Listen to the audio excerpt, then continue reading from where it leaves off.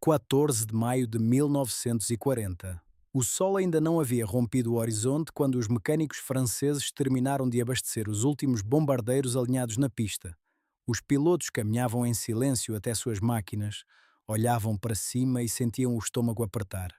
Aquelas coisas angulosas, pesadas, com suas barrigas metálicas penduradas como verrugas gigantes, deveriam atacar as pontes alemãs sobre o rio Mosa. Deveriam, mas todos sabiam que estavam prestes a decolar em caixões com asas. Um aviador havia batizado o aparelho de buffet voador. Outro preferia chamar de caminhão de bombas. Ninguém ria. Os homens verificavam seus equipamentos com movimentos mecânicos, como se os rituais de pré-voo pudessem afastar o que todos sentiam na espinha. O Amiot 143 não era um avião de guerra, era uma sentença de morte com hélices. Às 9 horas da manhã, os primeiros motores Gnome-Rhône cuspiram fumaça e tosse no ar fresco de maio. As formações decolaram pesadamente. A velocidade máxima daquelas máquinas mal chegava a 310 km por hora, uma performance digna de um caça da Grande Guerra, uma relíquia de uma época que o restante do mundo já havia enterrado. O trem de pouso fixo, aquelas pernas metálicas que jamais se recolhiam, criava uma resistência aerodinâmica monumental. Cada amiote parecia um celeiro com asas voando torto e lento pelos céus da França. Os caças alemães Messerschmitt 109 os avistaram quase imediatamente. A caçada começou sem cerimônia. Os bombardeiros franceses tentaram manobrar, mas um avião que se comporta como uma barcaça fluvial não manobra, apenas oscila. Um aparelho explodiu em pleno voo, atingido pelos canhões de 20 milímetros. Outro mergulhou em parafuso com uma asa arrancada, deixando um rastro de fumaça negra sobre os campos da Bélgica. Os metralhadores a bordo disparavam freneticamente com seus 4 fuzis de 7,5 milímetros. Era o equivalente a cuspir numa tempestade.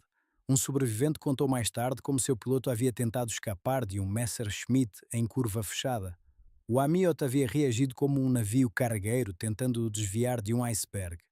O caça alemão atacou 3 vezes seguidas, metralhou tudo o que havia para metralhar e então simplesmente foi embora. Provavelmente por falta de munição, talvez por piedade. Dos 41 bombardeiros que decolaram naquela manhã, 16 nunca regressaram. Os que voltaram chegaram crivados de bala, com tanques de combustível furados e superfícies de controle em frangalhos.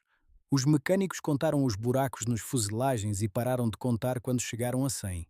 O que se passara naquele céu não era uma batalha aérea, era um massacre em câmara lenta.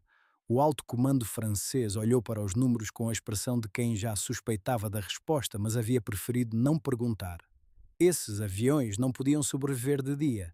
Eram demasiado lentos, demasiado grandes, demasiado vulneráveis a tudo que disparasse projéteis. A decisão foi rápida e amarga. Os Amiot 143 voariam apenas de noite, protegidos pela escuridão, que era o único aliado que uma máquina assim podia ter.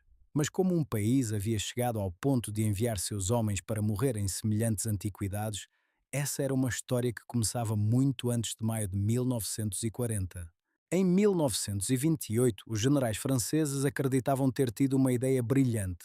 Um único avião substituiria 3 tipos diferentes: bombardeiro, reconhecedor e caça pesado numa só máquina. A economia parecia sedutora no papel. Os orçamentos militares eram apertados, a memória da Grande Guerra ainda pesava sobre a Europa e a ideia de um aparelho universal soava como genialidade estratégica. O resultado seria um dos maiores desastres da história da aviação militar francesa. Vários construtores responderam ao caderno de encargos. A firma Amiot não foi a primeira a apresentar seu protótipo, nem a mais promissora tecnicamente, mas foi a sua criação que acabou equipando as esquadrilhas francesas. Uma vitória puramente administrativa, conquistada nos corredores do Ministério, não nos céus de ensaio de Villacoublay. Os engenheiros que venceram a concorrência celebraram. Os pilotos que haveriam de voar naquela máquina ainda não sabiam o que os esperava. No Salão de Aeronáutica de Paris de 1930, ao público ficou diante do Amiot 140 com expressões de perplexidade educada. A máquina era angulosa, volumosa, com cabines de tripulação minúsculas e mal posicionadas. O armamento defensivo parecia uma piada. A velocidade insuficiente tornava impossível qualquer utilização como caça pesado, que era precisamente uma das 3 missões para as quais o aparelho havia sido concebido. Os pilotos de ensaio que subiram a bordo desceram com caretas que dispensavam comentários. Ninguém queria combater naquela coisa. O engenheiro-chefe, André Duttatre, e sua equipa mergulharam então numa reforma completa. Alargaram a secção inferior da fuselagem, multiplicaram as superfícies envidraçadas. A tripulação passou de 3 para 5 homens, o que significava 5 vidas por aparelho em vez de 3. Esta transformação gerou 3 variantes. O Amiot 141 receberia motores Lorraine. O Amiot 142 usaria propulsores Gnome-Rhône. O Amiot 143 montaria 2 Hispano-Suiza de 12 cilindros. Os ensaios comparativos decorreram com a solenidade burocrática habitual. No final, os militares escolheram o Amiot 143 para produção em série. Esta decisão selou o destino de milhares de aviadores franceses. Em 1935, as encomendas chegaram. 40 aparelhos primeiro, depois 73 suplementares antes do fim do ano. O plano previa equipar 7 grupos de bombardeamento. 2 lotes adicionais de 40 e 25 máquinas foram encomendados em 1936. A produção organizou-se em vários locais. A fábrica de Colombes fabricava as asas, o empennage e os trens de aterragem. A de Caudebec especializava-se na fuselagem. A montagem final decorria em Villa Kubli. Esta dispersão geográfica complicava ainda mais a coordenação e atrasava tudo. O primeiro aparelho de série saiu das linhas de montagem em abril de 1935, 7 anos após a formulação do caderno de encargos inicial. 7 anos durante os quais a aviação mundial havia avançado a uma velocidade vertiginosa. Os britânicos desenvolviam caças monoplanos com trens recolhíveis. Os americanos testavam bombardeiros de prestações revolucionárias. E a França produzia em série um avião que já nascera velho. A estrutura inteiramente metálica representava teoricamente um progresso, mas a construção rígida tornava o aparelho pesado e pouco manobrável. O trem fixo criava uma resistência aerodinâmica colossal, aquelas pernas metálicas que se projetavam sob a fuselagem como patas de um inseto gigante. A tecnologia para recolher o trem existia já noutros países. A França simplesmente não a havia incorporado. A asa espessa permitia aos mecânicos aceder aos motores em voo, o que impressionava os profanos. Na realidade, esta característica revelava sobretudo um design arcaico. Os aviões modernos não precisavam de tais soluções porque os seus motores funcionavam com fiabilidade. Os do Amiot 143 avariavam constantemente. Em julho de 1935, o primeiro Amiot 143 entrou oficialmente ao serviço. Os veteranos que o receberam olharam para aquela massa angular e fizeram uma comparação que nenhum deles conseguia afastar da mente. Alguns juravam ter pilotado máquinas melhores durante a Grande Guerra. O exagero continha uma verdade amarga que nenhum decreto ministerial conseguiria apagar. No terceiro dia de setembro de 1939, a França declarou guerra à Alemanha. E então esperou. Esta espera absurda ficou conhecida na história como a Drôle de Guerre, a Estranha Guerra, um período em que 2 exércitos se olhavam através da fronteira sem verdadeiramente combater. Os Amiot 143 encarnavam perfeitamente este surrealismo militar. Estavam em guerra, mas não sabiam contra quem nem como. O alto comando francês temia as represálias aéreas. Bombardear massivamente o território alemão arriscava provocar ataques devastadores sobre as cidades francesas. Este medo paralisou a aviação de bombardeamento durante meses. Os grupos equipados com Amiot 143 receberam então uma missão que os seus comandantes consideravam razoável e que os tripulantes reconheciam imediatamente como suicida. Reconhecimento armado em profundidade sobre a Alemanha, de dia em formação, a 310 km por hora. Os primeiros voos de reconhecimento transformaram-se em massacres metódicos. Os caças alemães mergulhavam sobre as formações lentas como falcões sobre pombos obesos. Os Messerschmitt precisavam de poucos minutos para identificar, alcançar e destruir qualquer Amiot que tivesse a infelicidade de aparecer no seu sector. Os bombardeiros regressavam às bases com fuselagens que pareciam peneiras. Os mecânicos contavam os impactos, anotavam os números nos seus cadernos e olhavam uns para os outros sem dizer nada. Um aparelho regressou com mais de 100 perfurações no metal. A tripulação saiu andando. Tinham sido afortunados de uma maneira que desafiava qualquer explicação racional. As perdas acumulavam-se sem resultados proporcionais. A doutrina mudou finalmente.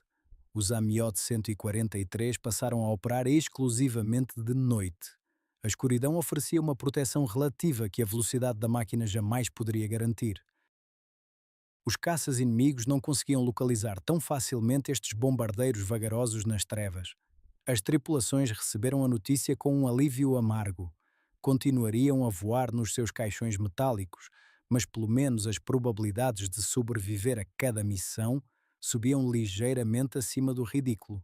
Neste mesmo período, um projeto tão ambicioso quanto absurdo germinava nos Estados-Maiores. Em maio de 1939, Paris e Varsóvia negociaram o envio de 5 grupos de Mi-143 para a Polónia. Estes bombardeiros deveriam pilonar os aeródromos e as tropas alemãs em caso de invasão. O plano previa cada detalhe logístico com uma precisão que beirava o grotesco. As bases polacas que receberiam os aparelhos franceses foram designadas. Os itinerários de voo foram traçados. Os estoques de combustível e munições foram calculados com cuidado burocrático. Quando as divisões blindadas alemãs atravessaram a fronteira polaca no primeiro dia de setembro, a realidade pulverizou todos estes planos em segundos. A campanha polaca durou 35 dias. As forças polacas desintegraram-se sob o choque combinado da Wehrmacht a oeste e do exército soviético a leste. Varsóvia capitulou no 27º de setembro. Os AMIO 143 não chegaram sequer a abandonar os seus aeródromos franceses. Permaneceram no solo enquanto os seus aliados polacos eram esmagados. Este fiasco ilustrava com precisão clínica a impotência francesa daquele período. Haviam planeado tudo excepto a velocidade com que o mundo podia desmoronar-se. Os meses seguintes viram os AMIO 143 maner uma guerra fantasma. As tripulações descolavam em noites sem lua, voavam durante horas sobre a campanha adormecida, largavam as suas bombas sobre objetivos invisíveis nas trevas e regressavam sem certeza de terem atingido coisa alguma de valor. A artilharia antiaérea alemã disparava salvas esporádicas. Alguns estilhaços de shrapnel perfuravam ocasionalmente as finas chapas dos bombardeiros, mas globalmente estes raids noturnos assemelhavam-se mais a exercícios do que a operações de guerra genuínas. Os mecânicos trabalhavam sem descanso para manter a frota em condições de voo. Cada missão revelava novos problemas técnicos. Os motores Gnome-Rhone consumiam quantidades excessivas de óleo. Os circuitos elétricos avariavam regularmente. Os instrumentos de navegação descalibravam-se. As metralhadoras encravavam por causa do frio em altitude. Reparar um AMIO 143 exigia uma paciência infinita e quantidades astronómicas de peças de substituição que chegavam sempre tarde demais ou em número insuficiente. Na primavera de 1940, 126 AMIO 143 permaneciam teoricamente operacionais. Este número escondia uma realidade bem menos gloriosa. Muitos voavam com sistemas defeituosos. Alguns acumulavam dezenas de horas de voo com reparações provisórias que os mecânicos sabiam não aguentar muito tempo. As tripulações brincavam amargamente sobre as suas hipóteses de sobrevivência. Morrer em combate num AMIO 143 parecia quase preferível a perecer num acidente causado por uma avaria mecânica estúpida. O que ninguém sabia ainda era que, em poucos dias, a escolha entre estas duas mortes iria deixar de ser uma piada. No 10º dia de maio de 1940, o inferno abriu-se sem aviso. As divisões blindadas alemãs atravessaram as Ardenas numa manobra que os estrategas franceses haviam considerado impossível. A drôle de guerra acabou em poucas horas. A guerra verdadeira começou, implacável e fulminante. Os 126 AMIO 143 alinhados naquela manhã representavam uma força irrisória perante a máquina de guerra que avançava pelos bosques belgas em direção ao coração da França. As tripulações multiplicaram as saídas nocturnas contra as colunas blindadas e as pontes sobre o Mosa. Descolavam na escuridão, voavam sobre os rios iluminados pelos incêndios das cidades em chamas, largavam as suas bombas e regressavam sem saber o que haviam atingido. Os esforços assemelhavam-se a atirar pedras contra um rolo compressor. Os Panzers continuavam a avançar, as pontes continuavam de pé, e a Luftwaffe dominava totalmente o céu francês. Os caças alemães patrulhavam sem descanso durante o dia. Os seus bombardeiros aterrorizavam as tropas no terreno. Mas o que causou as maiores perdas aos Amiot 143 não foram os combates aéreos. Foi algo muito mais humilhante. A Luftwaffe começou a pilonar metodicamente os aeródromos franceses durante as horas de luz, quando os bombardeiros estavam no solo, abastecidos e alinhados junto aos hangares como alvos num campo de tiro. Um bombardeiro alemão sobrevoava um terreno, largava as suas bombas com precisão e afastava-se. As explosões despedaçavam os Amiot 143 antes que qualquer tripulante tivesse tempo de chegar até eles. Os reservatórios cheios de combustível explodiam em bolas de fogo espetaculares. As estruturas metálicas torciam-se sob o calor. Em questão de minutos, vários aparelhos partiam em fumo sem terem combatido, sem sequer terem descolado. Toda a vulnerabilidade da máquina concentrava-se neste momento. Lenta demais para escapar no ar, grande demais para esconder no solo. As perdas acumularam-se com uma rapidez aterradora. 50 Amiot 143 desapareceram em 6 semanas. 50 tripulações mortas, feridas ou capturadas. A maioria dos aparelhos foi destruída no solo, vítima dos bombardeamentos ou sabotada pelos próprios mecânicos para evitar a captura. Alguns caíram sob as balas dos caças durante encontros infelizes no céu crepuscular. Outros esmagaram-se em acidentes causados pela fadiga das tripulações e pela falta de manutenção adequada. O recuo tornou-se permanente e caótico. As esquadrilhas de Amiot 143 deslocavam-se constantemente para sul. Abandonavam uma base ameaçada, voavam algumas dezenas de quilómetros, instalavam-se num novo terreno, por vezes durante alguns dias apenas, por vezes durante algumas horas. Os mecânicos desmontavam febrilmente o equipamento essencial enquanto os caminhões de abastecimento circulavam dia e noite pelas estradas congestionadas de refugiados civis. Esta retirada caótica revelou todas as fraquezas que a guerra de posição havia conseguido mascarar. O consumo excessivo de combustível dos motores Gnome-Rhône complicava uma logística já à beira do colapso. As avarias frequentes imobilizavam aparelhos em terrenos que seriam encerrados pelas forças alemãs em questão de horas. O trem de aterragem fixo sofria danos nos menores irregularidades das pistas improvisadas. As tripulações abandonavam regularmente bombardeiros em estado relativamente funcional simplesmente porque as peças de substituição não existiam ou o tempo para as reparações havia desaparecido. Os bombe internos dos Amiot 143 transportavam agora coisas que nenhum projetista havia previsto. Alguns carregavam os arquivos das unidades, documentos militares que não podiam cair nas mãos inimigas. Outros transportavam os pertences pessoais das tripulações, fotografias de família, uniformes civis, economias guardadas em envelopes. Houve casos em que estes bombardeiros evacuaram refugiados civis, famílias apanhadas no meio da debandada, mulheres com crianças ao colo instaladas nas sotes de bombas, onde semanas antes havia explosivos. 25 Amiot 143 receberam ordem de ganhar a África do Norte antes que fosse tarde demais. A travessia do Mediterrâneo num aparelho com aquela autonomia limitada era uma aposta arriscada. Os pilotos vigiavam ansiosamente os manómetros de combustível durante toda a viagem. Alguns aparelhos pousaram de emergência em terrenos improvisados ao longo do percurso, mas a maioria atingiu Marrocos e a Argélia, longe da debandada, longe, por agora, do fim. Em França, o que restava das esquadrilhas continuou a recuar para sul. Atravessaram o Loire, depois o Garona. Algumas unidades atingiram os Pirineus. Os bombardeiros voavam agora apenas para fugir, não para combater. No 24º de junho, a França assinou o armistício. Os combates cessaram oficialmente.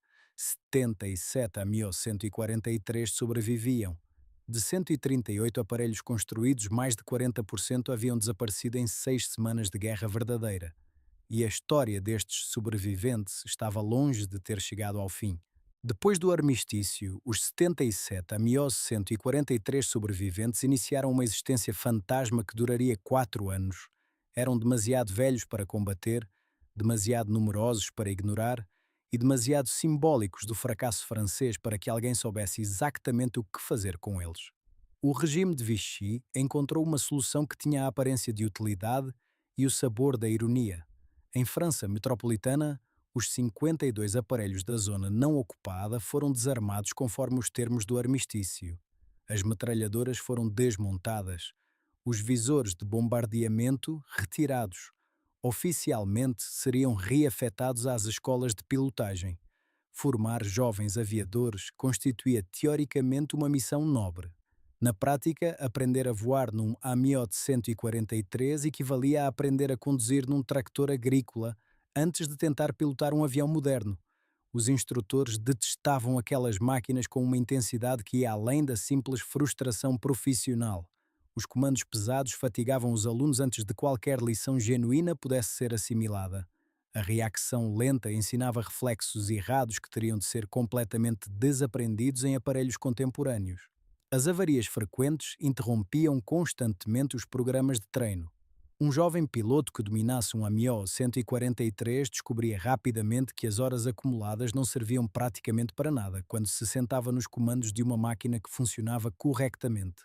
Os acidentes multiplicaram-se com uma regularidade que deixou de surpreender qualquer pessoa envolvida. Motores que calavam em pleno voo sem aviso, trens de aterragem que cediam durante aproximações normais, incêndios nos circuitos elétricos envelhecidos que se propagavam antes que qualquer extintor pudesse fazer diferença. Vários alunos pilotos pereceram em acidentes que não teriam acontecido com o equipamento adequado. Morrer nos comandos de um avião de treino ultrapassado numa escola da França de Vichy adicionava a insulto à tragédia de uma geração inteira. No final de 1942, o comando decidiu retirar definitivamente os Amiot 143 do serviço ativo em França. Os últimos exemplares rodaram para as zonas de armazenamento. Ali esperaram a demolição com a paciência característica das coisas inúteis. Alguns serviram de fonte de peças sobressalentes para manter outros aparelhos em condições mínimas de voo. Outros foram simplesmente abandonados às intempéries. A ferrugem e a chuva terminaram o que a guerra havia poupado. Em África do Norte, os 25 exilados viveram uma história completamente diferente, carregada da sua própria ironia particular. Longe dos caças alemães e da artilharia antiaérea, estes bombardeiros encontraram finalmente uma missão que conseguiam cumprir sem matar as suas tripulações. A transformação começou em maio de 1941. Os mecânicos desmontaram sistematicamente o armamento. As metralhadoras partiram para a sucata. Os suportes de bomba foram removidos. As soltes que haviam transportado explosivos passaram a acolher caixas de abastecimento, sacos de correio, por vezes passageiros civis ou militares que precisavam de se deslocar entre bases isoladas. O Amiot 143 havia renunciado a todas as pretensões guerreiras para se tornar um simples caminhão voador. Esta reconversão revelava uma verdade que todos haviam preferido ignorar durante anos. O aparelho nunca havia brilhado como bombardeiro.